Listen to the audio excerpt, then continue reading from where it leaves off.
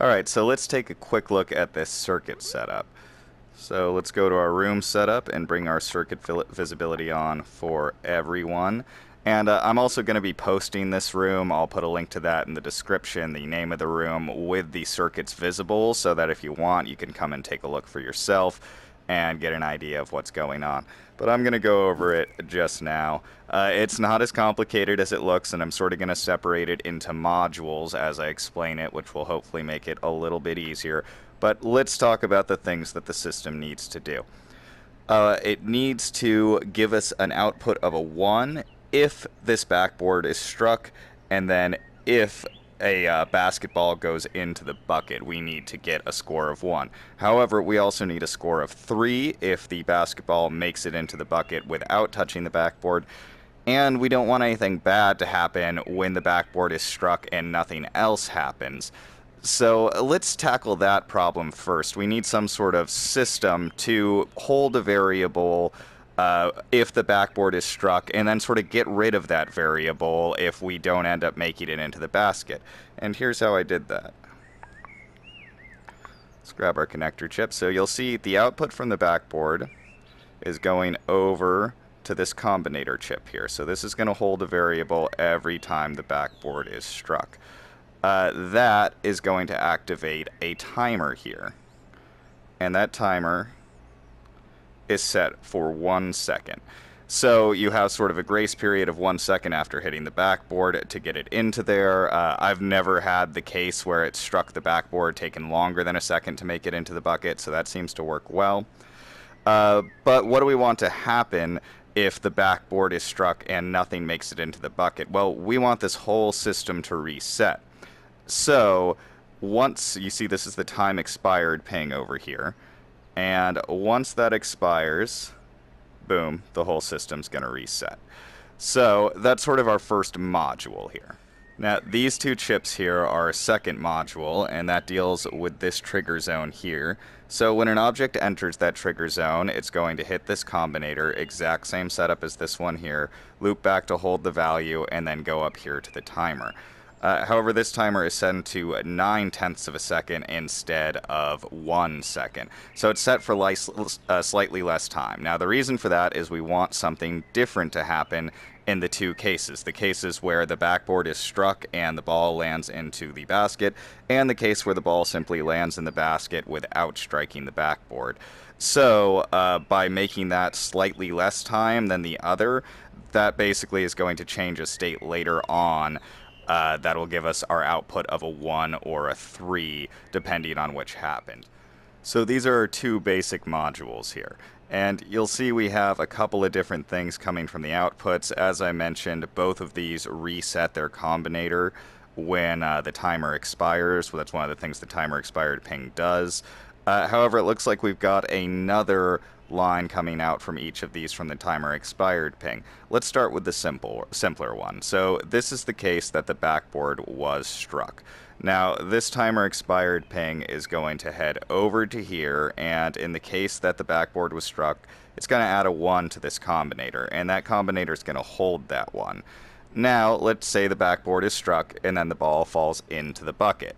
That's this module over here, our second module. So if in with that time frame, this ping is also activated, it's going to go to this combinator over here. And we're using a multiplier because we want to get a different value between these things. To get this system to sort of have discrete things happen in each case, I couldn't just make both these cases a 1. I could, but it would be more complicated, and it's not as robust if you're adding more cases into the system. It was easier to sort of tag these two outputs by making one of them a 1 and one of them a 2.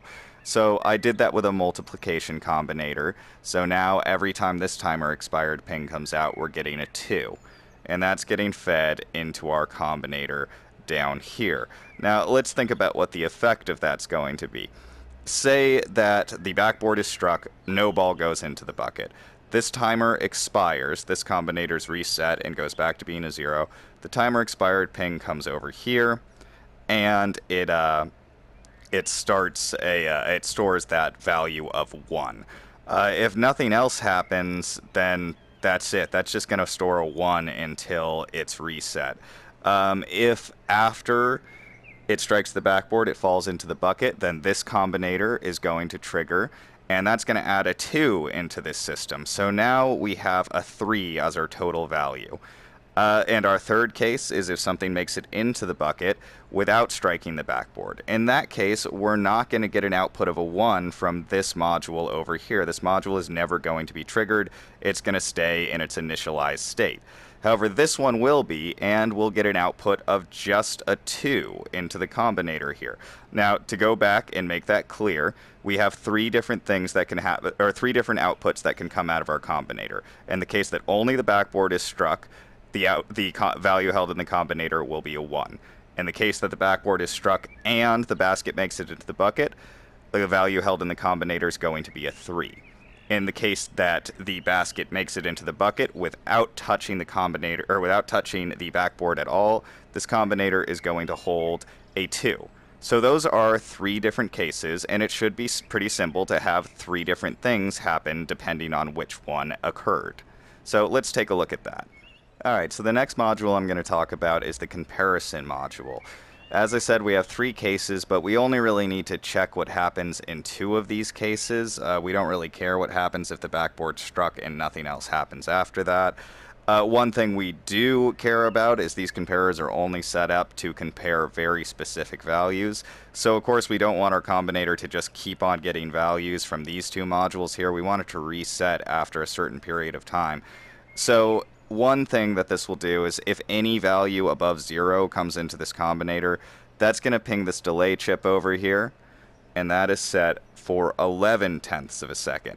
Now the maximum time it takes for these 2 modules to do their thing is going to be 1 second. So by setting that for just slightly longer, it's going to reset the system pretty much every time, and you're not going to have to worry too much about getting odd cases coming out. So yeah, after 11/10 of a second, if you've only struck the backboard and nothing else has happened, this combinator gets reset.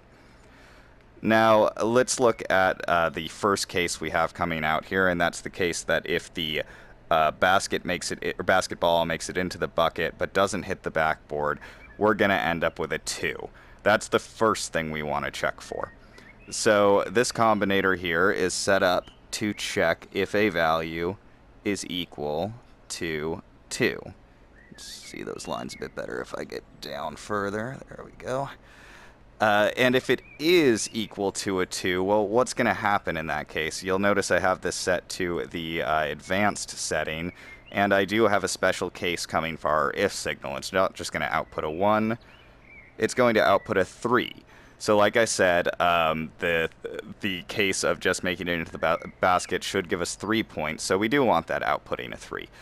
Let's say in the other case where we're going to have a value of 3 coming out of this module here, we want it to output a 1 instead. So how are we going to pass this value through? Because of course this is just going to output a 1 from here if the else case is the case. We don't want that to happen. We want that to be whatever value is coming from our combinator, because if it's more than 2, if it's a 3, we still want to get a point. So we have to keep that value. So I have a custom-made else signal that comes from our combinator. So as the combinator changes, the else case is going to change. So let's see what happens in that case. Let's say instead of a 2, we have a 3. Well, 3 is not equal to 2, so our if case doesn't output anything. It just outputs a 0. However, our else case is going to keep sending a value through. If that value is indeed equal to 3, which we have over here, then we're going to want it to just trigger a 1. So I actually didn't need to use the advanced one for this. I just, while I was setting it up, ended up with an advanced chip and just hooked the if signal up to a 1. So if the integer moves through here, it's not equal to 2, okay, we're going to go to our next comparison. If it's not equal to 2, is it equal to 3? If yes, it is indeed equal to 3, then we want to output a 1, which is what we have coming from our if case. If it's not equal to either of those numbers, we don't care, so we don't want anything to happen. So we're not going to keep using that integer. We're just going to have nothing coming out of our else case. And the last module in this system is a pulsing module. as I mentioned, we're going to be getting, in an earlier video, we're going to be getting constant streams of integers out of this. And that's a problem because if one of these cases is true, then it's going to keep outputting that number until the system resets. We don't want that. You know, if that happens, let's say you get a basket, then it's just going to keep on feeding a 3 into your score until this resets, so every 10th of a second. So you might end up with, 12 or something for your score in that case. That's no good. So the way we fixed that was with 2 delay timers here, which, as I mentioned, you can use as sort of pulsing chips. The reason I use 2 is you can't really feed 2 separate changing values into these easily. It can cause sort of a cycling glitch. I'm pretty sure it queues the values and outputs them in the order that they came out with the same delay if you do that. But as long as the value's not changing to anything different, it's just going to pulse it once no matter how long it's fed in. So even though this is going to feed out 3s until the combinator down here is reset, so that could be up to 7/10 of a second or so, even though it's going to be feeding out a 3 constantly, this is just going to output a pulse of a 3 into our combinator over here. And same thing here, this one's just going to output a pulse of a 1 into our combinator. And you actually don't need to make sure that these take as long as the rest of the system. They're still going to pulse even if they pulse once and there's still a 3 coming into that system. As long as the integer doesn't change, it's still only going to pulse once. So I actually have both of these only set for 1/10 of a second, sort of the minimum. Now, both of them feed into our master scorekeeping combinator over here. And that's, you see here, so that one will be a 1 if it's triggered, that will be a 3 if it's triggered, and that comes into the scorekeeping combinator here. Now, I thought about setting a custom reset for this, but I decided just to make it happen when the timer expires. So last thing we're going to look at is our master timer down here, our sort of master game timer. So let's see what we have that set for. We've got that set for 600. We want a 60-second game, so that's 600/10 of a second. Let's check out our other outputs here. Time remaining, you can see, is going up to our sign up there, so that's displaying out there. And then, oh yeah, and our on-off switch here. So like I said, I wanted the game to trigger when you score a point rather than when you hit the backboard. I could have set it up that way, but it seemed more frustrating. So instead I made it when you score a point. So as soon as this is anything besides a 0, the timer starts. After the 60 seconds, the timer expires. That's the timer expired ping here. It resets your scorekeeping combinator, and the game starts over. The last setup we have here is the score going into a sign, and that's going to output what integer is currently held in that combinator. Just real quick, all you do to get the integer coming into the red signal there is you just type in curly braces with an R, and I'll show you that big real quick actually. Let's go ahead and modify, type here. So to get to your curly braces, it's just shift, open curly brace, there where the brackets are, and your unshifted keyboard, close curly brace. Oops, I forgot to hit a 3 instead of an R. I love this keyboard. And there you go. So if you have that curly braces with the R in the middle, it's just going to give you whatever integer you had. So I hope the video was helpful to you that are having trouble setting up more complicated chip systems. I'm going to have another direct tutorial coming out that's going to use gizmos in a couple of days, so stay tuned for that. If you enjoyed the video, please like and subscribe, and as always, have a nice day.